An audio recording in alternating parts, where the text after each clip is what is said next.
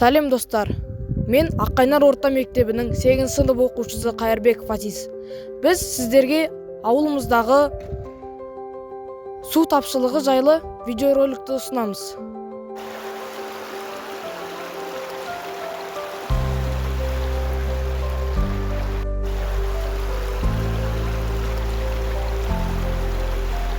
Су өміріміздің негізі. Су тапшылығы жайлы ауыл тұрғындарынан бірге білейік. Су тапшылығының сіздің күнделікті өміріңізге әсері қандай? Су тапшылығының менің күнделікті өміріме әсері, енді су бізде ауылда негізінде андай центральный су бар. Соған үйреніп алғаннан кейін бізде арасында кейде су жоқ болып қалады. Сол кезде өте қиын болып кетеді. Күнделікті тіршілікке енді үйдегі жұмыстар бар, солардың барлығына бізге су керек. Бізде мысалы кейде болады, қыста суға қалатын кездер болады. Одан кейін менің үйімнің орналасқан орнына байланысты ма, бізде арасында демалыс күндері көбінде су жоқ болып қалады, немесе аз болып қалады. Сол кезде маған өте қиын болып қалады. Су тіршіліктің қайнар көзі, алайда ауылдарда су тапшылығы жайлы мәселелер көбейіп жатыр. Су сапасы мен қолжетімділігі бойынша ауылымызда қандай өзгерістерді байқадыңыз? Енді біз ауылымыздың өңірлерге су құбырлары негізгелі бері әртүрлі өзгерістер енді. Соның ішінде судың қажеттілігіне қарай адамдарға біршама жеңілдіктер орналастырылды, малдарын суғарады. Сонымен қатар мына абаттандыруға байланысты көптеген көмегі тиіп жатыр.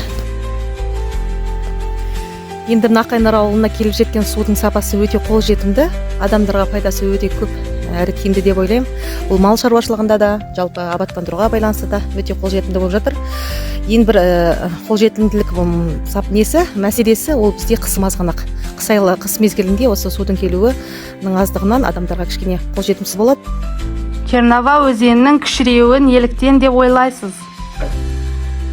Чернова өзенінің кішіреуі ол қазір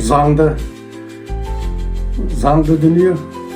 Біріншіден ол әңгідегі жаһандық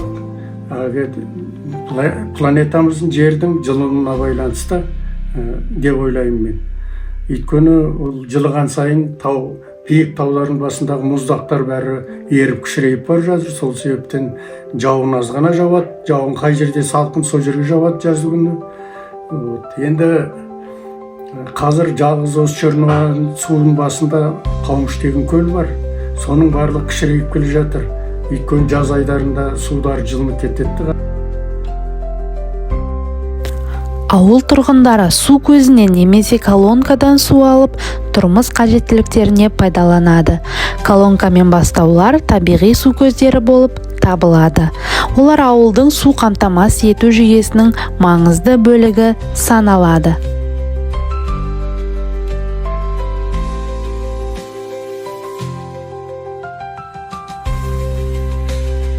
Табиғи факторлар мен адам әрекеті әсерінен көптеген бастау көздері лайланып, судың сапасы төмендеді. Бұл жағдай ауыл шаруашылығы мен тұрмыстық қажеттіліктер үшін су тапшылығын тудырып, экосистеманың бұзылуына әкеліп соғуда. Сонымен қатар су көздеріне зиянды қалдықтардың түсуі мен ормандардың кесілуі бастау көздерінің таусылуына себеп болуда. Қазіргі уақытта ауылымыздың бұлақ өзендерінің құрғап кетпеу үшін қандай шаралар қолдануға болады жалпы?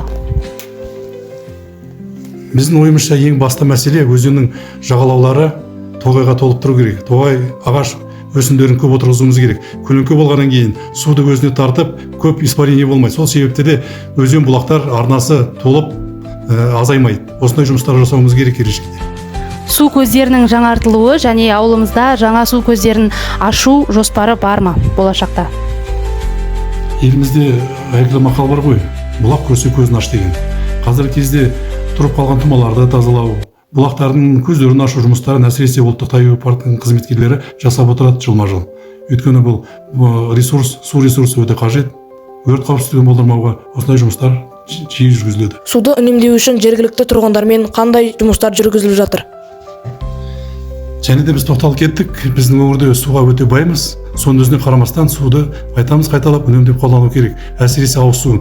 Өйткені біздің қазіргі 3 ауылды елді мекендер Қызылжұлдыз, Аққайнар, Қайынды ауылды мекендерінде су құбыры арқылы артезиан суын пайдаланамыз. Оны үнемдеп пайдалануымыз керек. Өйткені ол біздің, тағыдай қайталап айтамыз, біздің байлығымыз, біздің қазынамыз. Су біз үшін өмірлік маңызды ресурс. Достар, суды үнемдеп, табиғатты қорғап, барлығымыз бірге су тапшылығын алдын ала аламыз. Кішкене өзгерістер, үлкен нәтиже. Экоблогер болуға дайынсың ба? Табиғатты бірге қорғайық.